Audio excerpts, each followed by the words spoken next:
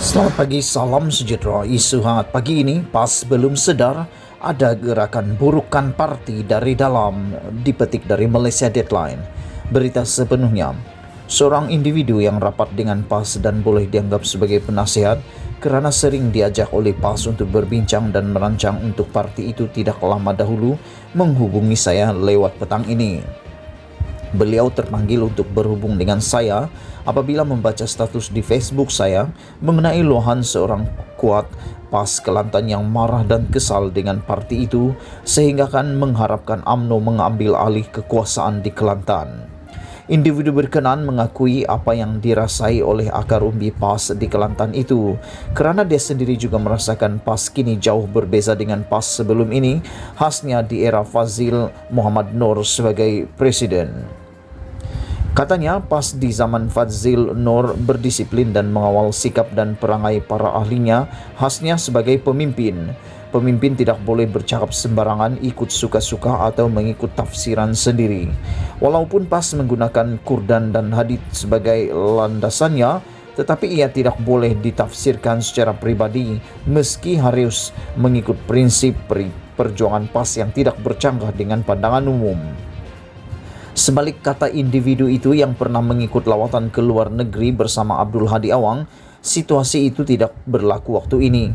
Pada masa ini, PAS mempunyai banyak juru cakap parti dan semua pemimpin hendak bercakap dan boleh mengeluarkan fatwa masing-masing sesuka hati. Setengah tidak fikir apakah yang mereka cakap itu memakan diri atau sebaliknya. Gara-gara itu, menurutnya menyebabkan PAS sekarang ini tidak disenangi oleh masyarakat awam di luar sana, menjadikan orang ramai keliru dan bosan dengan PAS. Tindak tanduk, sikap, perbuatan, kata-kata setengah pemimpin PAS sungguh comot, katanya. Beliau yang kini sudah menjarakkan diri dengan PAS terfikir apakah PAS kini sedang diresap oleh elemen tertentu bertujuan untuk damage parti agama itu. Bahawa apa yang berlaku ini dirancang bukan berlaku dengan sendiri. Beliau tidak menolak dengan apa yang berlaku dalam PAS kini diatur dan dirancang demikian rupa.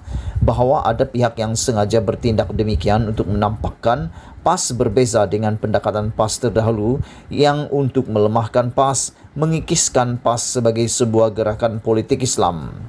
Sebagai sebuah gerakan politik Islam menurutnya, PAS tidak dapat dielak daripada diresapi sebarang anasir jahat untuk memusnahkannya.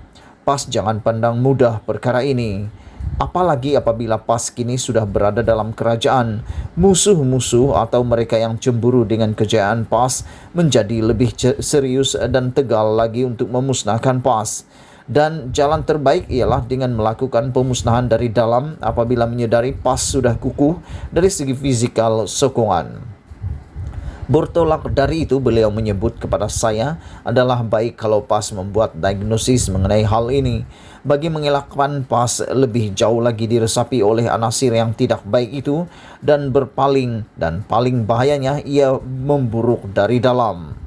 Saya tanya individu berkenan apakah dia dapat mengagak sesiapa atau kumpulan mana dilihat mengepelai gerakan memburukkan PAS dari dalam itu. Beliau tidak mau segera memberi jawapan, sebaliknya meminta agar saya mengesan sendiri. Tanda-tanda ada, katanya. Saya tanya lagi apakah apakah fenomena ini disedari oleh PAS. Beliau jawab penuh yakin PAS belum sedar. Dipetik daripada Malaysia Deadline. Sekian isu hangat pagi ini. Jangan lupa tekan butang subscribe dan kita jumpa lagi. Bye-bye.